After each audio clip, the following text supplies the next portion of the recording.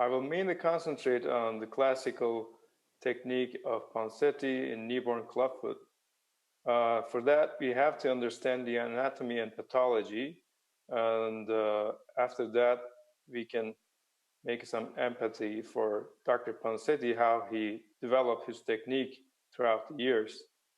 So currently, there are Piranha and Demiglio classification systems which help us evaluate the feet's position and possible the correction.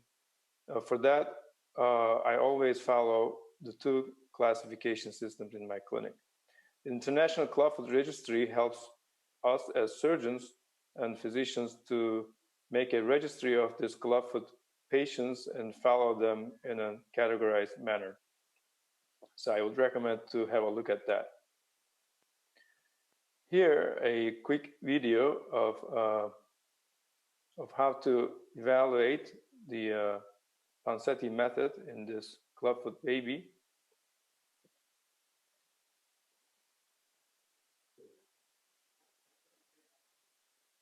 It looks like they don't work.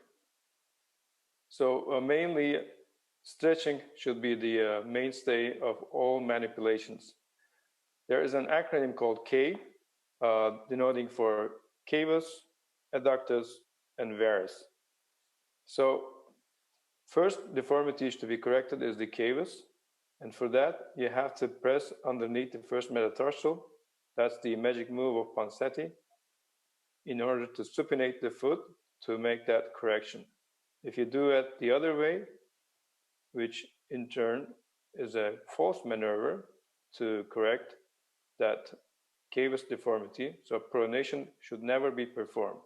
You always have to perform a supination maneuver to correct that cavus deformity.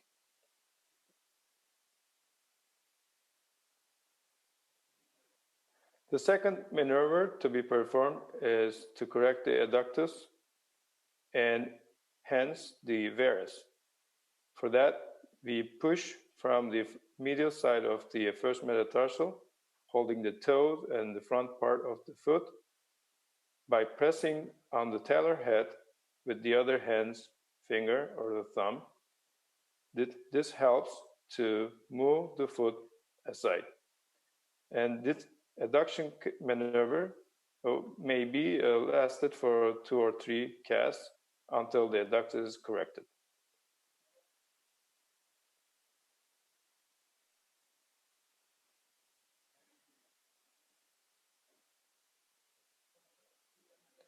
So lastly, the equinus should be the one to be corrected. And for that, in the past we used to, we never took x-rays in the past, but later on, Dr. Rattler's article pointed out that some of the feet might be deceiving, and if in doubt, let's say if dorsiflexion is between 10 to 20 degrees, it's recommended to take a lateral foot x-ray to see if it's really dorsiflexing or you might be deceiving by a rocker bottom view. And so that helps to differentiate between a foot that requires tenotomy or not. Achilles tenotomy is performed in the clinic under local anesthesia with a careful technique using a blade from medial to lateral, doing a percutaneous tenotomy. But you should keep in mind that with this technique, there might be some complicated cases in the literature, bleeding complications, and even a pseudoaneurysm development have been reported after doing a percutaneous tenotomy. The cast changes should be every 5 to 7 days in the newborn period up to 3 months of age. And the recommended duration for post-tenotomy cast will be 3 weeks. After the foot is corrected, the subsequent use of foot abduction orthosis is as the following regimen: full-time, 3 months for 23 hours a day, and after that part-time screening recommended on Ponseti International. Sometimes you may have to factor in other factors, and maybe fast weaning can be chosen. So the duration of the use of orthosis is up to 4 to 5 years in order to decrease the risk of recurrence. And compliance of the orthosis is one of the most important factors in decreasing the relapse rates in Clubfoot. Some of the small equipment that you need in the clinic to perform this type of Clubfoot: plaster of Paris, cotton rolls, scissors, some water, and a basin. Unfortunately, the videos are not working, but basically what you need to do is that baby should be calm. A relaxing music will help with rhythmic intrauterine mimicking sounds, such as hair dryer sound also will help, like it's called white noise. The diaper should be clean. The baby should not be hungry. Mother or the caregiver should be with the baby. An assistant should hold the baby from the toes. The natural cotton roll should be applied in a 50% fashion. Each layer should be overlapping the previous layer 50%. Cast should be applied starting from the toes. Molding should be applied along the tailor head. Fixed pressure should be avoided. And molding along the heel above the Achilles tendon insertion should be performed. The cast should be left underneath the toes in order to prevent the flexion contracture of the toes. And it should be applied in 2 steps. First up to the level of the knee, afterwards up to the groin. While doing that, care should be made not to put pressure over the popliteal fossa. Otherwise, it would cause some pressure sores. That's why posterior part of the cast should be trimmed.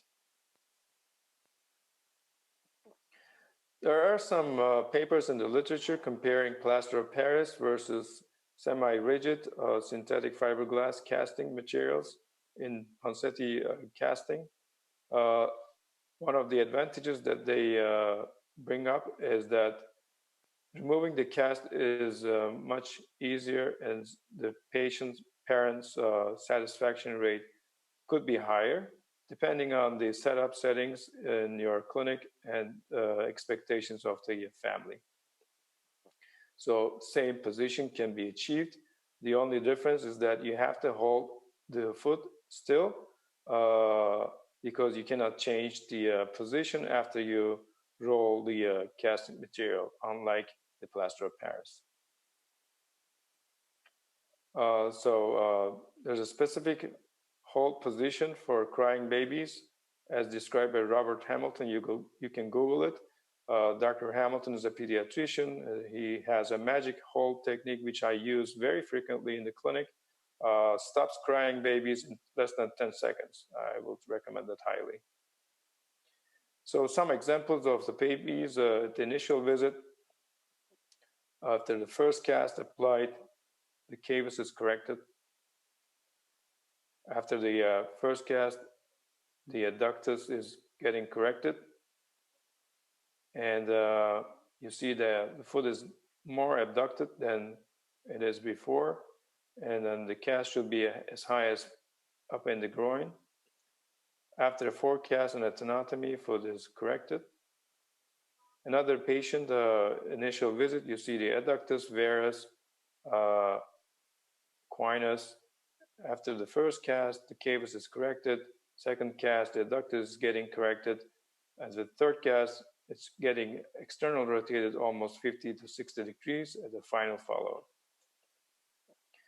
I would also like to mention a few words about complex idiopathic clubfoot, which Dr. Ponseti as well described. These are stubborn feet with short, great toes, chubby feet with plantar creases that are resistant to correction and require a different type of maneuvers in correcting these feet. You see the cavus of the forefoot and a plantar flexed forefoot requires a greater force to get it corrected with forefinger manipulations. So forefinger manipulation is important. You need to avoid abduction and force the patient into dorsiflexion. You have to mold the cast tightly using thinner web rolls. Knee flexion possibly can go as high as to 110 degrees to avoid slippage of the cast, which is one of the main problems in these patients. This is a patient casted outside hospital and referred to me by a colleague who has been applying short leg cast, which is a no, it never should happen in Ponseti Clubfoot casting, even in non-complex idiopathic ones. Here you see the posterior crease, medial crease, plantar crease, short great toe, and chubby foot. In this patient, I have applied 5 casts after that position, standard style Ponseti casting, long leg fashion, tight molding, etc. And then after a tenotomy, the foot corrected itself.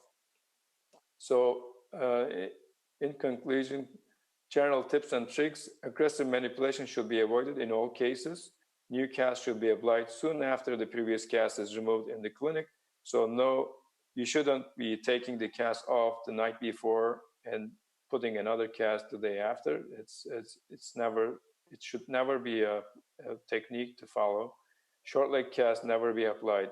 Supination is the magic move of Ponseti. Remember that.